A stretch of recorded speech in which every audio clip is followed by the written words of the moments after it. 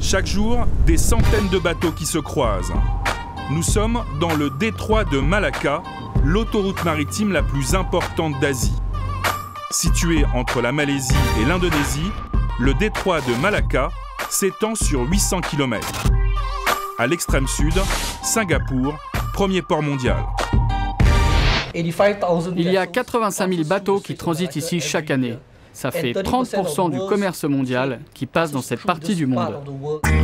Dans le détroit, la police veille, car le trafic n'est pas seulement maritime. Depuis toujours, la région est infestée de pirates qui dévalisent les cargos de passage. Ils arrivent par là, sur le côté, et montent à bord avec des grappins. La zone a été classée risque de guerre par les assurances anglaises Lloyds. Pas moins de 200 attaques pirates répertoriées pour la seule année 2006, un chiffre multiplié par 3 en 10 ans. On monte dans le bateau. On attrape l'équipage, on les ligote. On récupère leur solde.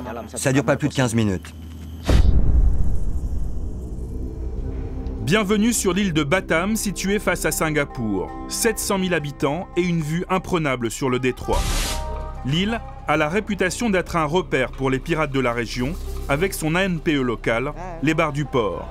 Ici, la piraterie fait partie du quotidien.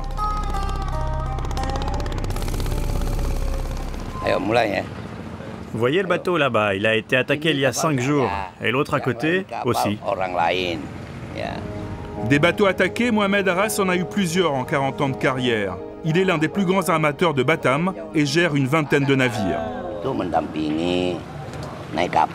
Les pirates connaissent très bien la mer. Ils sont rapides. Et si vous n'avez pas d'argent à leur donner, ils vous tuent. C'est dangereux pour les marins. Les pirates sont très nombreux ici, vous savez. Nombreux, mais discrets. Pour rencontrer les pirates, il a fallu négocier plusieurs semaines.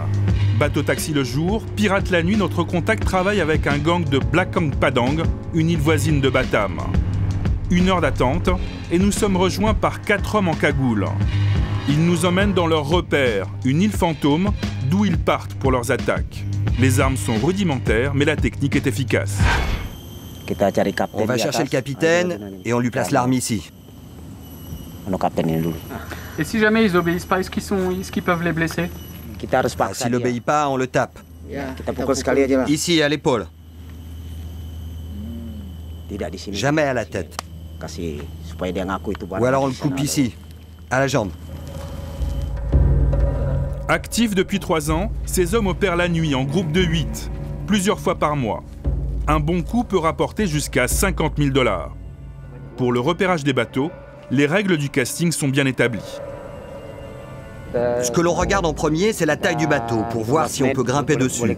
Et puis on regarde son pavillon pour voir d'où il vient. Le bateau qui est là-bas, par exemple. Vous voyez, il vient du Panama. En général, il y a de l'argent là-dessus. Ça peut être pas mal. Après le repérage vient l'abordage. Le choix du matériel est crucial. Voilà, ça c'est les bateaux traditionnels qu'on utilise. Les cargos font des gros remous.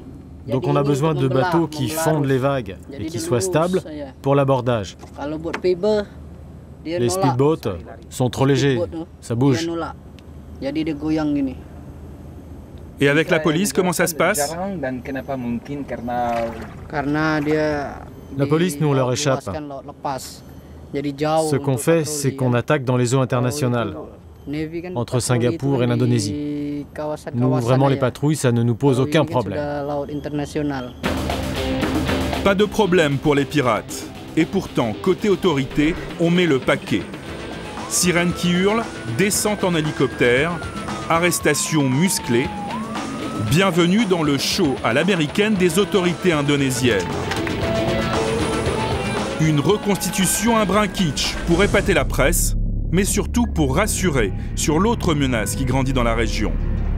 Celle d'un attentat maritime dans le détroit, comme celui commis au Yémen par Al-Qaïda contre l'USS Cole en 2000, ou celui d'Abu Sayyaf au large des Philippines en 2004, plus de 100 morts. Pour ces spécialistes internationaux de la sécurité maritime réunis ce jour-là à Singapour, le cocktail pirate-terroriste a de quoi inquiéter. Les pirates sont motivés économiquement et les terroristes politiquement. Ce sont deux espèces différentes qui vont certainement coopérer et collaborer dans le futur. Il y a toujours un potentiel pour que les terroristes apprennent des pirates et vice-versa. Ce sont deux groupes qui s'observent de très près. Effectivement, à Batam, de l'autre côté du détroit en Indonésie, les pirates cohabitent depuis longtemps avec les fondamentalistes. Dans cette mosquée, des étudiants qui viennent de Syrie, du Yémen ou du Caire pour suivre les enseignements d'un des imams les plus radicaux de la région.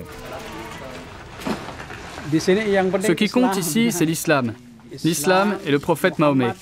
Ici, on est salafiste. Au journal local, on confirme le changement d'atmosphère. Depuis un petit bout de temps, on observe effectivement qu'il y a beaucoup de mosquées connectées avec les courants durs de l'islam. Il y a d'ailleurs des églises qui ont brûlé dans l'île il y a quelques années, et c'est un imam qui a été condamné pour ça. D'ailleurs, il est en prison maintenant. Et dans les librairies de la ville, on est bien loin de la bibliothèque verte. Au rayon islam, thèses révisionnistes, brûlots anti-américains ou livres sur le djihad, de quoi expliquer la visite sur l'île d'invités peu recommandables, comme Abou Bakr Bashir, chef spirituel du mouvement terroriste Jama'a Islamiyya, affilié à Al-Qaïda. Le responsable des attentats de Bali qui ont fait plus de 200 morts en 2002 était à Batam quelques semaines seulement avant son arrestation fin 2003. Oui, c'est passé à la télévision. Abou Bakr Bashir est venu sur l'île. Il est venu donner des conférences sur la religion. Vous savez, ici, il y a des gens qui ont envie d'écouter ce qu'il a à dire. Des églises qui brûlent et des prêches salafistes d'un côté, des pirates qui échappent à la police de l'autre. Le double visage de Batam fait paniquer le tout-puissant voisin, Singapour, tirelire de l'Asie du Sud-Est. Singapour est la ville la plus attractive et symbolique dans la région. Attaquer Singapour serait une immense victoire et pour les terroristes et pour les pirates.